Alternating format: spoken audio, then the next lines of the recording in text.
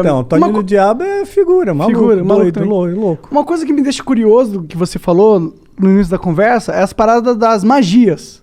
Uhum. E como foi essas suas experiências com magias dentro do satanismo? Que isso é magia curioso. que você tentou e deu certo? Tem... Eu não posso ensinar magia. Não aqui, ensina. Mas Não, eu vou vamos ensinar. Fala como... Até porque essa porra deve ser super complexo. Não ia fazer sem querer uma hora na minha vida. Não, tem as mais simples. É que nem fazer mágica, tá?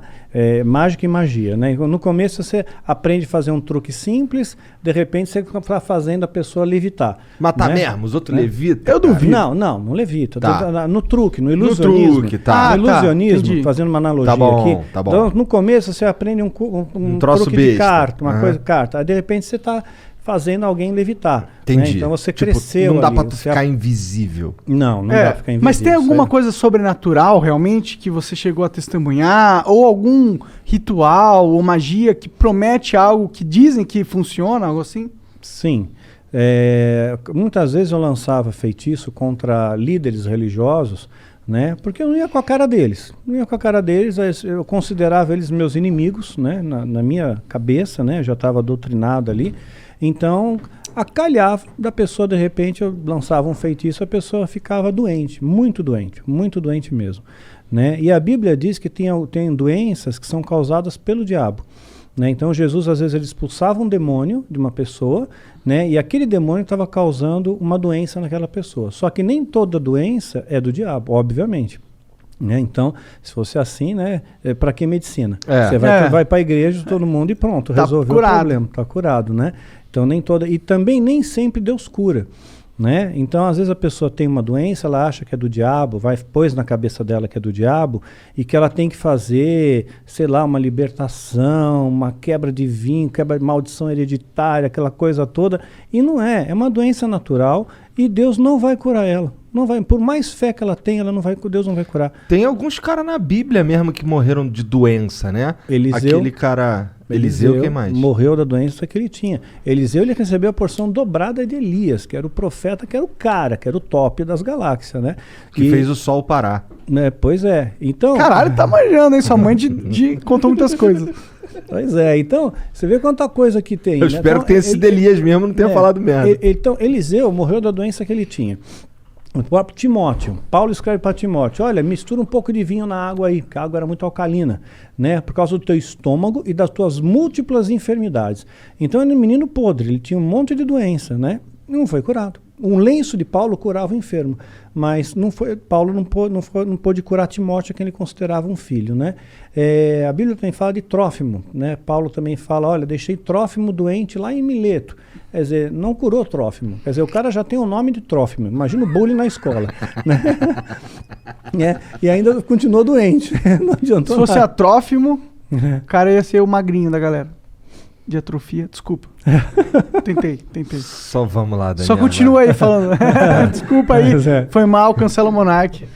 Baixo assinado, tira o Monark. Doenças causava doença, às vezes causava um acidente, poderia ser uma coincidência. Mas não tem nenhuma, claro, é exatamente esse o ponto. Não Poderia tem nada ser, aqui assim que, tipo, mas é que realiza magia e você vê sobrenaturalidade instantânea na sua frente, olhos nus. Bom, olhos nus eu vi a presença de um demônio se materializando na minha frente, e eu estava sóbrio.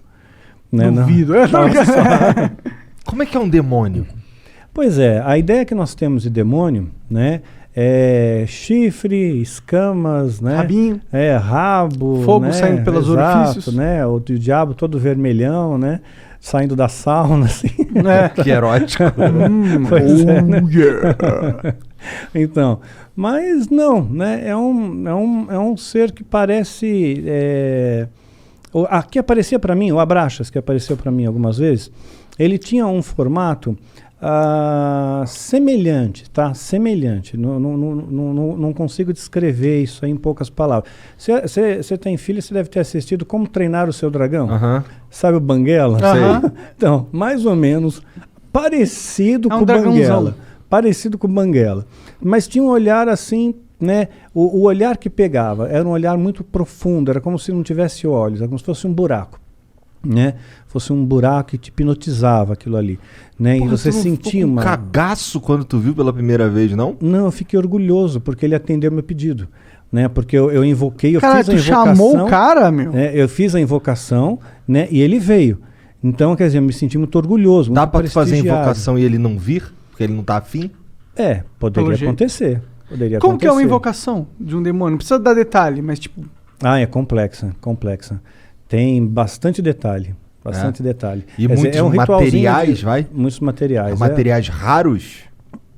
Alguns raros. Entendi. Alguns raros. Então é um ritualzinho de pelo menos aí umas 3 horas, 4 horas. De ritual rolando, não é de preparação. Não, de ritual rolando pra ter invocação em si. Entendi, caralho. E aí ele se materializa, tipo, ele só aparece? Ele falou alguma coisa com você? Tipo, dá pra encostar nele? Dá pra encostar, são criaturas frias, geladas. Frio, completamente frio. E o que ele Mas falava? você vê, anjo se materializou na Bíblia. Anjo se materializou. Comeu. Né? Anjos comeram na Bíblia, então estavam bem materializados.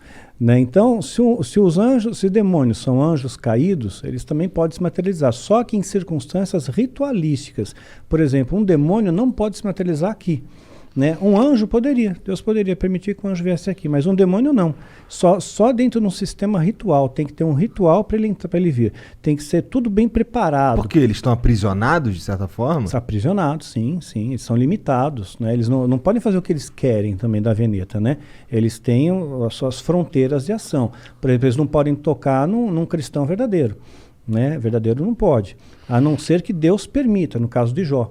Né? Então Satanás pediu para tocar, tocou e Jó não blasfemou contra Deus. Jó foi um cara que se fudeu pra cacete, né? Muito, se lascou pra caramba. Ficou doente, tudo, né? Ficou doente, perdeu dinheiro, família, tudo. Morreu todo mundo, ele exatamente. Ficou sozinho. E mesmo raspava assim, as pereba com telha, exato, né? com telha, exatamente. E no final Deus recompensa ele, né? E ele no final, Jó chega a dizer, antes eu conhecia Deus de ouvir falar, agora eu vejo com os meus olhos, né? Então... Amaldiçoa teu Deus e morre. Exato, isso mesmo. Os amigos de Jó, né, que vinham lá, largavam o pau então, em cima dele. Então, às vezes Deus permite que essas coisas aconteçam. Então, teve gente que já falou para mim, falou, Daniel, perdeu teu filho, perdeu tua esposa, isso aí foi rechaçado pelo satanismo. Eu não vejo dessa maneira. Rechaçado em que sentido? O satanismo está me atacando com feitiço, com magia e causou esses efeitos, né? Mas eu não vejo assim. Não? Não, de forma alguma. Eu vejo assim como coisas que Deus permite, que as pessoas morrem no mundo. Né? Isso acontece, né? Então as pessoas têm depressão, né? Então aconteceu, eu vejo como uma fatalidade. E mesmo se fosse no caso como Jó, né? Vamos supor que o demônio tivesse pedido permissão para Deus, olha, deixa eu tocar lá no Daniel, né? Porque vamos ver se realmente ele segura a onda, vamos ver se ele é cristão de verdade, vamos ver se ele não vai se rebelar contra Deus, né? Depois se eu tirar dele o que ele tem de mais precioso, né? Que era o meu filho, né? Principalmente, né? Então tirou. Aí eu nunca me rebelei, nunca questionei a Deus, nunca briguei com Deus, né? Eu sempre costumo fazer a oração que Jesus nos ensinou como modelo do Pai Nosso, né? E dentro dessa oração está escrito, olha, Pai, seja feita a tua vontade, assim na terra como no céu. Né? E essa é a minha oração, seja feita a sua vontade, não é a minha, é a tua. Se a tua vontade é essa, que a minha esposa partisse naquele dia, dia 30 de maio, pronto, é 30 de maio, é o dia que Deus escolheu. Né? Então eu descanso nele, ok? E tudo tem que ter um propósito, porque eu escapei da morte 2 vezes. Né? Então por 2 vezes escapei da morte. Então, olha, eu diria que 3, se contar da vez que reagiu a arma lá do cara. Se contar nessa 3, porque ali 2 vezes, né? Então, assim que eu vi a morte de perto, né? Você sente o cheiro da morte de perto, né? E então, quer dizer, se eu não fui, é porque tem algum propósito aqui ainda, tem alguma coisa ainda para fazer aqui. E quando terminar esse propósito, aí Deus me leva. Era alguma coisa ligada a esse assunto de satanismo e tal, que tu quase morreu, ou não tinha nada a ver? Não. Teve uma das ocasiões, por exemplo, foi no ano passado, né? Eu estava foi dia 30 de novembro do ano passado, ia entrar dezembro foi o mês que meu filho partiu, né, dia 22 de dezembro, então eu estava muito angustiado com aquele negócio, poxa, eu vou entrar dezembro, mais um Natal, mais um final de ano, aí eu tomei um monte de comprimido para dormir, eu só queria dormir, eu não quis matar, né, meu interesse não era morrer, só que eu acabei aspirando, e tive uma pneumonia aspirativa e entrei em coma profundo, né? Caralho. Pois é, fiquei 22 horas em coma profundo, entubado, acordei entubado no hospital, Caralho. assim. Então ali Você foi você dormir sente- na tua cama e acordou entubado. Acordei entubado. Né? E é muito horrível, meu, você acordar com um tubo na boca. Deve ser, cara. Deve ser assustador em primeiro é lugar. indescritível, indescritível. É, porque até o momento eu acho que você tava só dormindo. Pois é, eu tava dormindo de boa, depois a gente se acorda, tubo na boca, né? Um ambiente diferente, onde eu tô, quem sou eu, né? Que doideira. É. Mas, tá. Pra que tu chamou o Abraxas, cara? Então, eu queria testar o ritual de invocação. Porque se eu conseguisse que ele aparecesse, eu ganharia méritos dentro da Irmandade. Tinha alguém testemunhando ali? Não tinha. Não tinha, mas a minha palavra valia porque supostamente esse demônio validaria essa palavra, né, para o sumo sacerdote. Né? Então eu fiquei muito orgulhoso com aquilo. Então a primeira coisa que eu perguntei para ele, né, eu toquei, para ver se era real, né, gelado, frio, né, e me olhava fixamente nos olhos, né, mas eu não conseguia olhar por muito tempo, né. Ele era da tua altura? Não, estava mais alto que eu, mas estava como se estivesse ajoelhado, sabe? Tá. Né? Como se estivesse ajoelhado, não, ajoelhado, sentado sobre os joelhos. Tá. Ele tinha quatro membros? Sim. Assim, o Banguela lá, ele não é bípede, mas ele era bípede? Sim, bípede.